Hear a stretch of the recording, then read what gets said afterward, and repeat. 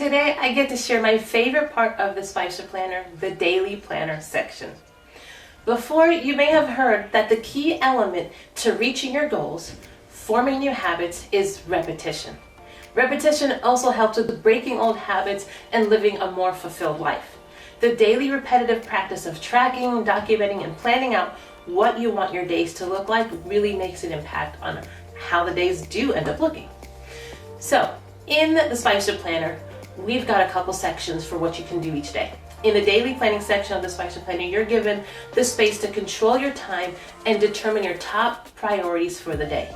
The first thing we have is at the start of each day is a list of your top 5 priorities. Now, if you're like me, you have way more than 5 things to get done each day. The Spicer Planner is meant to focus on the top items. It is suggested that you have an electronic to-do list alongside the Spicer Planner that holds the complete list of everything you hope to accomplish each day.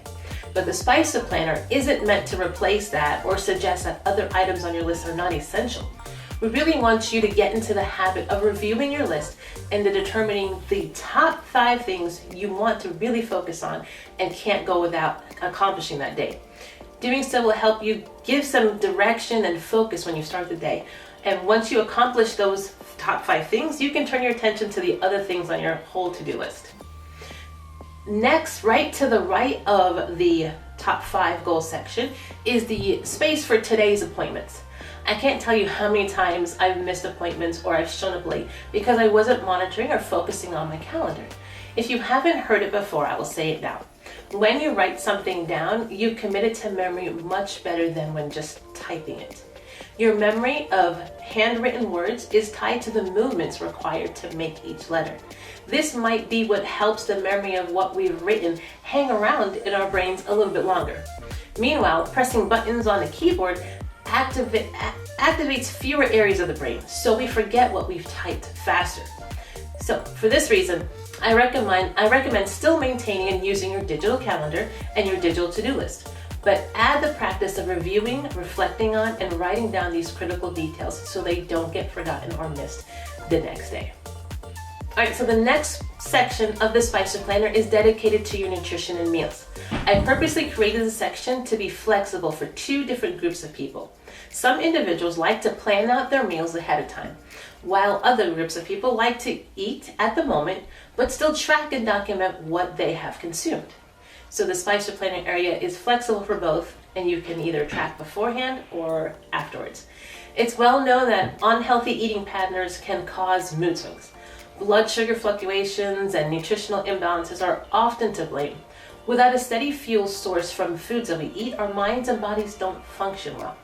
And as women, our hormones already have the tendency to be all over the place. Between pregnancy, menstrual cycles, and so much more, it can be hard to pinpoint what may be triggering certain behaviors and reactions.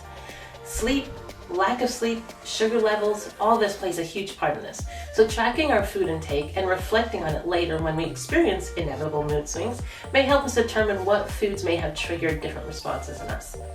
They really do say knowledge is truly power. So knowing this and being able to look on it later on is helpful. And now we also decided to include a section to pause and give thanks.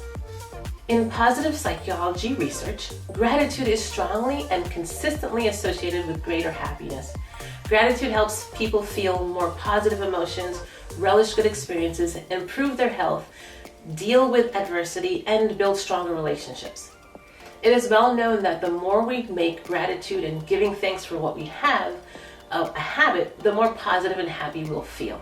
So take a moment and think of one thing that happened today that you're grateful for and write it down in this space.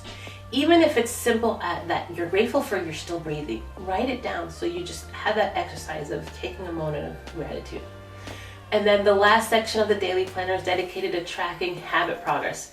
Now I've selected 4 common habits that I've seen people focus on developing. This includes drinking a sufficient amount of water, exercising regularly, taking time for mindfulness or meditation, and daily prayers. In the Spicer Planner, you are provided with a space to simply indicate that you completed your goal for that day.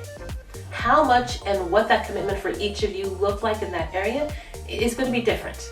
So here we're just tracking, did you do what you set for yourself to do? Your levels are going to be different from everybody else's. If you have other habits you'd like to track, you can write them down in the space below that. I would love to hear about what those habits are. Are we, as we prepare to improve the next version of the Spicer Planner, I'm looking for feedback and information on what else we can include and how it can be more encompassing for everybody to use. As we start 2022, I hope you are creating some strong goals for yourself and have the tools and resources to track your progress. If you don't, I invite you to give the Spicer Planner a try. I think it will be worth your time and investment. Until then, have a great day, and I will see you next time.